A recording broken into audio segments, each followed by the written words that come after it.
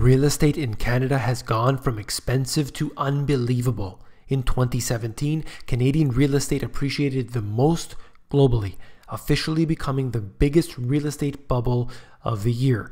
Meanwhile, there are all kinds of dislocations and distortions taking place. People literally can't afford their shelter any longer. Only those who can buy the home with cash outright will be able to get into the market. Does that sound sustainable to you? You came here for the truth, so let me unveil that for you. Today we are going to look at various indicators within the Canadian real estate market. I will connect that in with the global picture. Let's begin. The city of Vancouver is considering restricting ownership of housing to local residents. I believe this is very big news because it is a dramatic measure that they are taking. Previously, they instituted a 15% foreign buyers tax. So what happened with that? Well, the market did come down somewhat. But there's always going to be an infinite amount of schemes and loopholes. The builders were telling people, all you need to do, buy the home, will give you that 15% back. And so we are now at levels higher than they were previous to that. Now, this is just one of a few strategies, okay? Supply and demand measures outlined in Vancouver's new 10-year housing strategy, right? So they're planning a few things. They got a few tricks up their sleeves, and they're going to try to cool the market. Now, to restrict ownership to local residents, that's a big step. That says that there's really a problem. I had read on this channel before, statistically, foreign buyers accounted for over 30% of sales in Vancouver. In contrast, in Toronto, that number was just under 13, if memory serves me correctly.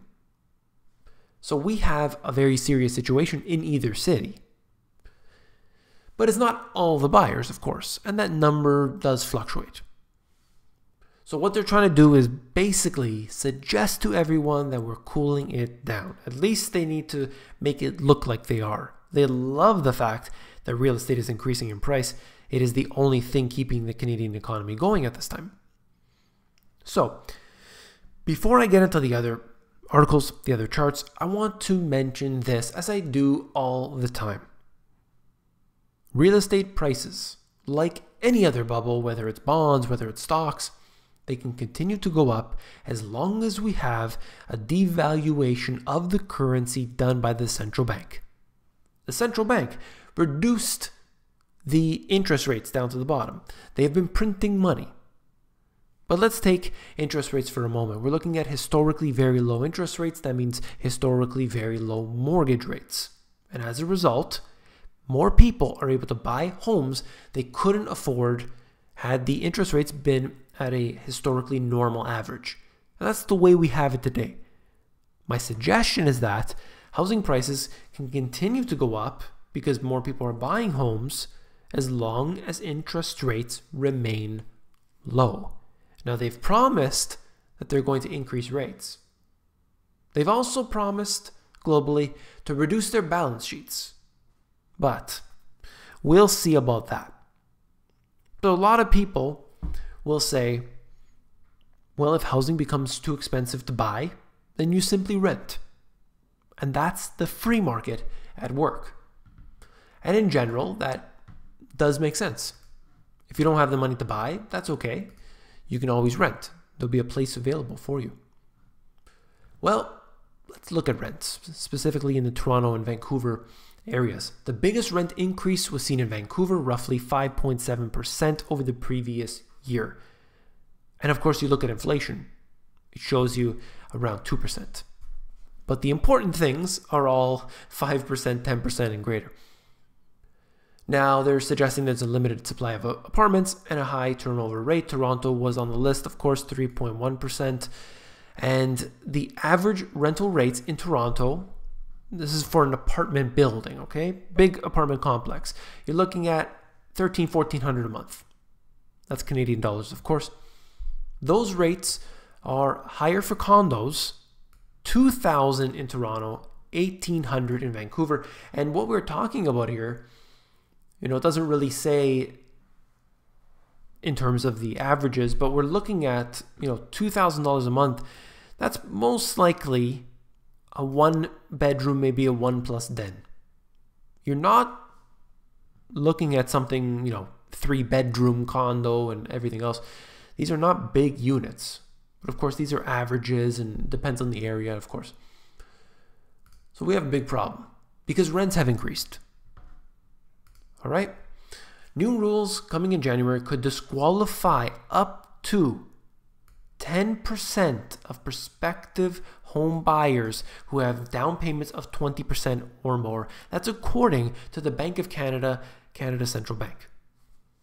The new rules will likely cause those buyers to settle for smaller homes, put more money down, and delay buying. Some may also take a riskier loans, check it out, from alternative lenders that are not federally regulated, including credit unions, private mortgage lenders, Home Capital, anyone?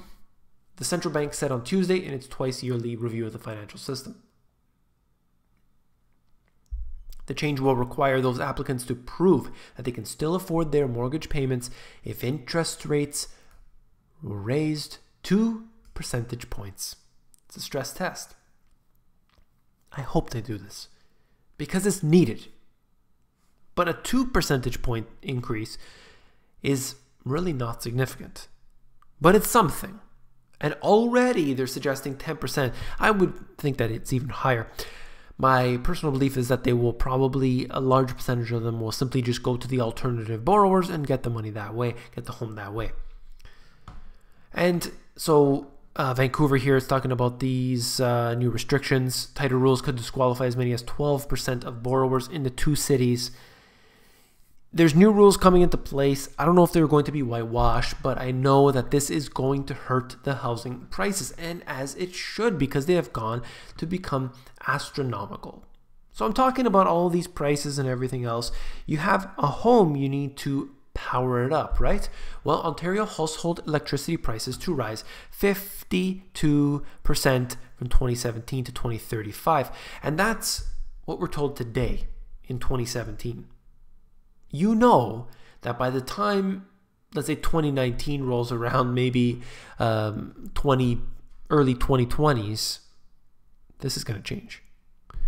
52% maybe per year, I could believe that more often than not, but it's ridiculous when you see the policies that they put into place. Everything becomes more expensive. They never make it any cheaper. They said that they were going to reduce the electricity prices in Ontario. And then literally months later, we had this. Oh, it's going to increase actually. Yeah, what about you promised a decrease? Of course not. They don't give a damn. All right. This is more of that low ratio buyers here being a problem, but look, people with down payments of 20% or more, there's changes coming. This is January 1st, 2018. And without looking at the people who are in the alternative mortgage borrowers, they're getting the people who actually have some money to put down. I think that's the wrong way to look at it. And it covers largely what I had said before, but this is ultimately the problem. We are going to see people trying to get the maximum available. I always hear that. I always hear that from people in the financial industry, from people who've just purchased a home, from real estate people. It doesn't matter. They always push it to the max. And that's a big mistake. They're talking about this, again, with this 2 percentage point. It's not enough. It's not enough to stress test. But of course, if they raise it too high, nobody can afford a home. Here we go. This is real, all right? The 416 area code, City of Toronto. Okay, we're talking about like the core, Toronto. 1.4 million Canadian dollars. That's huge.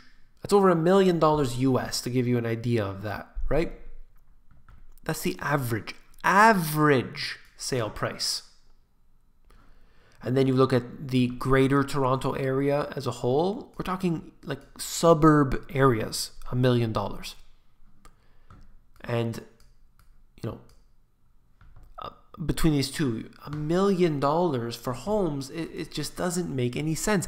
Unless, of course, people were making more money every year.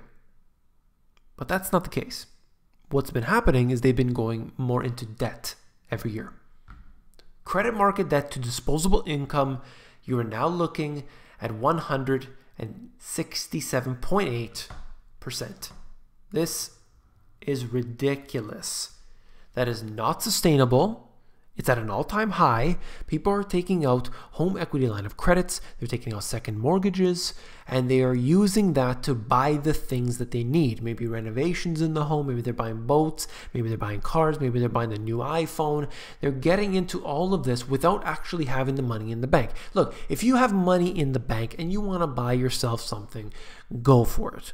But if you buy that on a credit card knowing you're going to pay the minimum off and you're going to make those credit card companies richer and richer, that is a big mistake. That's what's happening in Canada right now. I'm sure it's happening in the countries that you live in as well. This is a very big thing to watch out for. I've been warning about it now, and I've been ridiculed. But it's going to happen where people simply cannot afford the home. We are already at that point. It just hasn't been visible yet. And I believe that we will see a tumble that has to happen at some point. Look at interest rates. That's your key indicator to watch. If you found this video informative, please give me a thumbs up. Last but not least, if you found the video informative, I know you will find my books, The Money GPS, and my newer release, Global Economic Collapse, even more informative. You can actually flip through these books. If you go over to Amazon, they have a look inside feature. It's going to allow you to flip through the pages of the books to see if you like them. Take care.